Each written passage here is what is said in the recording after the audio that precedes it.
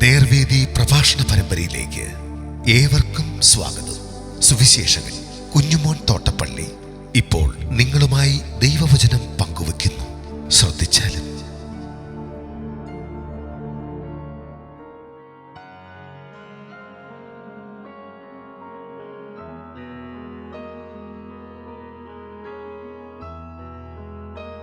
പുളിച്ച മാവിൻ്റെ ഉപമ. മത്തായി എഴുതിയ സുവിശേഷം 13-ാം അധ്യായത്തിൻ്റെ 33 മുതൽ 35 വരെയുള്ള വാക്യങ്ങൾ ഞാൻ വായിക്കുന്നത് ശ്രദ്ധിച്ചാലും. അവൻ മറ്റൊരു ഉപമ അവരോട് പറഞ്ഞു, സ്വർഗരാജ്യം പുളിച്ച മാവിനോട് സദൃശം. അതൊരു സ്ത്രീ എടുത്ത് 3 പറ മാവിൽ എല്ലാം പുളിച്ചു വരുവോളം അടക്കി വെച്ചു. ഇതൊക്കെയും യേശു പുരുഷാരത്തോട് ഉപമകളായി പറഞ്ഞു. ഉപമ കൂടാതെ അവൻ അവരോടൊന്നും പറഞ്ഞില്ല. ഞാൻ ഉപമ പ്രസ്താവിപ്പാൻ വായ തുറക്കും, ലോകസ്ഥാപനം മുതൽ ഗൂഢമായത് ഉച്ചരിക്കുമെന്ന് പ്രവാചകൻ പറഞ്ഞത് നിവൃത്തിയാകുവാൻ സംഗതി വന്നു.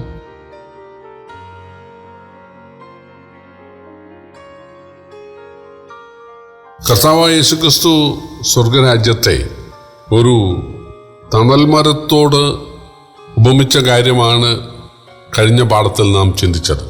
കടുകുമണി എന്നാണ് തർജ്ജമ ചെയ്തിരിക്കുന്നതെങ്കിലും ചെറിയ കായുള്ള, അതായത് ഒരു തണൽ മരത്തിൻ്റെ ചെറിയ കായ, അതാണ് ഉദ്ദേശിച്ചിരുന്നത്. ഇവിടെ സ്വർഗരാജ്യത്തെ യേശു 3 പറ മാവിനോട് ഉപമിക്കുകയാണ്. ഒരു സ്ത്രീ കലത്തിലെ 3 പറ മാവിലേക്ക് അല്പം പുളിമാവ് ഇടുകയാണ്. അതിനാൽ അത് മൊത്തം പുളിക്കുവാനിടയായിത്തീരുന്നു. പഴയ നിയമത്തിൽ പെസഹയോടനുബന്ധിച്ച് പുളിപ്പ് പാടില്ല എന്ന് പറയുന്നുണ്ട്. അവിടെ പുളിപ്പിനെ, അതായത് അശുദ്ധിയോട് ഒക്കെ ഉപമിച്ചാണ് പറയുന്നത്. യേശുവും അതായത് പുളിപ്പിനെ കപടഭക്തിയോടും ദുർനടപ്പിനോടൊക്കെ ഉപമിച്ച് പറഞ്ഞിട്ടുണ്ട്. പരീശന്മാരുടെ പുളിച്ചമാവ്, ശാസ്ത്രിമാരുടെ പുളിച്ചമാവ്, ഹേരോദ്യരുടെ പുളിച്ചമാവ് എന്നൊക്കെ പറയുന്നുണ്ട്. പെസഹയോടനുബന്ധിച്ച് പുളിച്ചമാവ് നീക്കണം എന്ന് പറയുമ്പോൾ പുളിച്ചമാവ് തലേ ദിവസം വരെ അവർ കഴിച്ച, അല്ലെങ്കിൽ അവരുണ്ടാക്കിക്കൊണ്ടിരുന്ന ഭക്ഷണത്തെയാണ് കാണിക്കുന്നത്. മാവ് പുളിപ്പിക്കുന്നത് രുചിക്ക് വേണ്ടിയാണ്. രുചികരമായ ഭക്ഷണമാണ് അവർ കഴിഞ്ഞ ദിവസങ്ങളിൽ ഉണ്ടാക്കി കഴിച്ചുകൊണ്ടിരുന്നത്. പുളിച്ച മാവ് സൂക്ഷിച്ചു വയ്ക്കുന്നത് രുചികരമായ ഭക്ഷണം ഉണ്ടാക്കാൻ വേണ്ടിയാണ്. പക്ഷേ യേശു പറയുകയാണ്, അല്ലെങ്കിൽ ദൈവം പറയുകയാണ്, പെസഹയ്ക്ക് അത് വേണ്ട. നിങ്ങൾ രുചിക്ക് വേണ്ടിയല്ല ഇനി പെസഹ കഴിക്കേണ്ടത്. അതുകൊണ്ട് നിങ്ങളുടെ അതിർത്തിയിലെങ്ങും, നിങ്ങളുടെ വീട്ടിൽ, നിങ്ങളുടെ അടുക്കളയിൽ, നിങ്ങളുടെ പാത്രത്തിൽ എങ്ങും പുളിച്ച മാവ് പാടില്ല. അത് നിങ്ങൾ നീക്കിക്കളയണം. പുളിപ്പില്ലാത്ത അപ്പം അത് ഞെരുക്കത്തിൻ്റെ അപ്പമാണ്. ബുദ്ധിമുട്ട് കാലത്താണ് ആളുകൾ എവിടുന്നെങ്കിലും അല്പം മാവ് കിട്ടിയാൽ അത് പെട്ടെന്ന്, അത് രുചിയൊന്നും നോക്കാതെ പെട്ടെന്ന് അതുകൊണ്ട് കുഴച്ച് അപ്പം ഉണ്ടാക്കുന്നത്. അത് ഞെരുക്കത്തിൻ്റെ അപ്പത്തെ കാണിക്കുകയാണ്. പെസഹയിലെ അപ്പം പുളിപ്പില്ലാത്തതായിരിക്കണം, അതായത് അത് ഞെരുക്കത്തിൻ്റെ അപ്പമാണ്.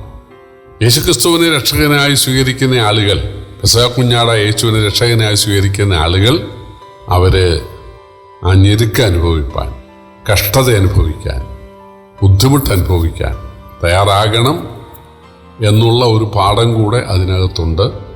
ശരിയാണ്, പുളിപ്പ് ഒരർത്ഥത്തിൽ പാപത്തെ, പഴയതിനെ കാണിക്കുന്നു. പിറ്റേ ദിവസം രുചികരമായ ഭക്ഷണം ഉണ്ടാക്കാൻ വേണ്ടിയാണല്ലോ ഈ പഴയ പുളിമാവ് സൂക്ഷിച്ചു വയ്ക്കുന്നത്. യേശുവിനെ രക്ഷകനായി സ്വീകരിക്കുന്ന ആളുകൾക്ക് പഴയതൊന്നും വേണ്ട എന്നുള്ള അർത്ഥത്തിലാണ് പുളിമാവ് നീക്കിക്കളയണം, പുളിപ്പില്ലാത്തവരായി നിങ്ങൾ ഉത്സവം ആചരിക്കണം എന്ന് പറയുന്നത്. പഴയ ജീവിതത്തിൽ ഒന്നും നമുക്ക് വേണ്ട എന്നുള്ള അർത്ഥത്തിലാണ്. ഇവിടെ ഒരു സ്ത്രീ പുളിച്ച മാവ് എടുത്ത് 3 പറ മാവിൽ ഒഴിച്ചു, അത് കുഴച്ചു വെച്ചു എന്ന് പറയുന്നത് രുചിയാണ് കാണിക്കുന്നത്. സ്വർഗരാജ്യം അത് വീട്ടിലുള്ള എല്ലാവർക്കും, ഒപ്പം ആ വീട്ടിൽ അതിഥികളായി വരുന്നവർക്ക്, ആ വീട്ടിലെ പണിക്കാർക്ക്, ആ വീടിനോട് ബന്ധപ്പെട്ട എല്ലാവർക്കും അത് രുചിപ്രദമാണ് എന്നുള്ള ആശയമാണ് ഇവിടെ ഉള്ളത്. പ്രിയപ്പെട്ടവരെ, യേശുവിനെ രക്ഷകനായി സ്വീകരിക്കുന്ന ആളുകൾക്ക് തീർച്ചയായിട്ടും അവരുടെ ജീവിതം രുചിപ്രദമാണ്, രുചികരമാണ്. വളരെ ബുദ്ധിമുട്ടും ക്ലേശവും ഒക്കെ അവരുടെ ജീവിതത്തിൽ ഉണ്ടായിരുന്നു. എന്നാൽ യേശുവിനെ കൈക്കൊണ്ട് കഴിയുമ്പോൾ അവർക്ക് സന്തോഷം ഉണ്ടാകാൻ ഇടയാകുന്നു. അവരുടെ കുടുംബത്തിൽ സന്തോഷം, സമൂഹത്തിൽ സന്തോഷം, സമൃദ്ധി ഉണ്ടാകാൻ ഇടയാകുന്നു എന്നുള്ള ഒരാശയം കൂടെ ഇതിനകത്ത് ഉണ്ട്. പുളിപ്പ് പാപത്തെ കാണിക്കുന്നു. അതുകൊണ്ട് ദൈവരാജ്യത്തിനകത്ത് പാപത്തിന് സ്ഥാനമുണ്ട് എന്നുള്ളതല്ല. പഴയ നിയമത്തിൽ അത് പുളിപ്പ് പാപത്തോട് ബന്ധപ്പെടുത്തി പറഞ്ഞിട്ടുണ്ട് എന്നുള്ളത് ശരിയാണെങ്കിലും ഇവിടെ ഈ പുളിപ്പ് സമൃദ്ധിയെ, സന്തോഷത്തെ, രുചിയെ കാണിക്കുകയാണ്. അപ്പോൾ യേശുവിനെ രക്ഷകനായി സ്വീകരിക്കുന്ന ആളുകൾ മുൻപ് വളരെ ഞെരുക്കത്തിൽ, അല്ലെങ്കിൽ കഷ്ടത്തിൻ്റെ അപ്പം, ഞെരുക്കത്തിൻ്റെ അപ്പമൊക്കെ കഴിച്ച ഇല്ലായ്മയിൽ ആണ് അവർ കഴിഞ്ഞിരുന്നതെങ്കിൽ യേശുവിനെ രക്ഷകനായി സ്വീകരിക്കുമ്പോൾ അവർക്ക് അവരുടെ ജീവിതത്തിൽ തീർച്ചയായിട്ടും സന്തോഷത്തിൻ്റെയും ഉത്സവത്തിൻ്റെയും ഒരു അനുഭവമാണ്, ആനന്ദത്തിൻ്റെ ഒരനുഭവമാണ് ഉണ്ടാകുന്നത്. അവർക്കും മറ്റുള്ളവർക്കും അവർ സന്തോഷം നൽകുന്നവരായി, തൃപ്തി നൽകുന്നവരായി തീരും എന്നുള്ള ഒരാശയം ഇവിടെ കാണാൻ കഴിയും. യേശു ഇങ്ങനെയുള്ള ചെറിയ ചെറിയ കാര്യങ്ങളിലൂടെ തൻ്റെ ശിഷ്യന്മാരെ ഉത്ബോധിപ്പിക്കുകയും അവരെ പഠിപ്പിക്കുകയും ചെയ്യുകയാണ്. ഉപമ കൂടാതെ അവനൊന്നും പറഞ്ഞില്ല. കാരണം പഴയ നിയമത്തിൽ എഴുതിയിട്ടുള്ളത് അവൻ ഉപമ സ്ഥാപിക്കാൻ വായ തുറക്കുമെന്നാണ്. അത് 78-ാം സങ്കീർത്തനം 2-ാമത്തെ വാക്യമാണ്. അപ്പോൾ 78-ാം സങ്കീർത്തനക്കാരൻ ഇവിടെ പറയുന്നത് യേശുവിൻ്റെ പ്രസംഗവും പഠിപ്പിക്കലും അതിൻ്റെ ശൈലി എങ്ങനെയായിരിക്കുമെന്നാണ്. അത് ഉപമകളിലൂടെ ആയിരിക്കും എന്നാണ്. പ്രിയപ്പെട്ടവരെ, ആസാഫ് എന്ന ആളാണ് 78-ാം സങ്കീർത്തനം എഴുതിയത്.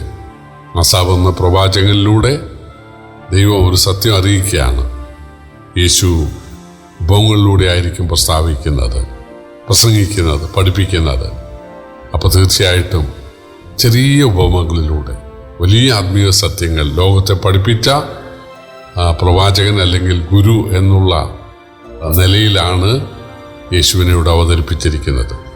ദൈവമനുഷ്യനായി വന്നവൻ ചെറിയ കാര്യങ്ങളിലൂടെ ആളുകളെ ആത്മീയമായ സത്യം പഠിപ്പിക്കുകയാണ്. ഏത് വിദ്യാഭ്യാസം ഇല്ലാത്ത ആളിനും അത് മനസ്സിലാകണം. സ്ത്രീകൾക്ക് മനസ്സിലാകണം, പുരുഷന്മാർക്ക് മനസ്സിലാകണം, കൃഷിക്കാർക്ക് മനസ്സിലാകണം, ഇടയന്മാർക്ക് മനസ്സിലാകണം, തൊഴിലാളിക്ക് മനസ്സിലാകണം. പക്ഷെ വലിയ വിദ്യാസമ്പന്നര് അല്ലെങ്കിൽ തങ്ങൾക്കെല്ലാം അറിയാമെന്ന് വിചാരിക്കുന്ന ആളുകൾക്കത് മനസ്സിലാകുകയും ചെയ്യരുത്. അതാണ് കർത്താവ് ഉദ്ദേശിച്ചത്. ഭാഗ്യവശാൽ നമുക്ക് ഈ ആത്മീയ സത്യം മനസ്സിലാക്കാൻ കഴിഞ്ഞല്ലോ എന്നോർത്ത് കർത്താവിനെ നമുക്ക് സ്തുതിക്കാം, സ്തോത്രം ചെയ്യാം. കർത്താവിൻ്റെ വിലയേറിയ നാമം വാഴ്ത്തപ്പെടുമാറാകട്ടെ.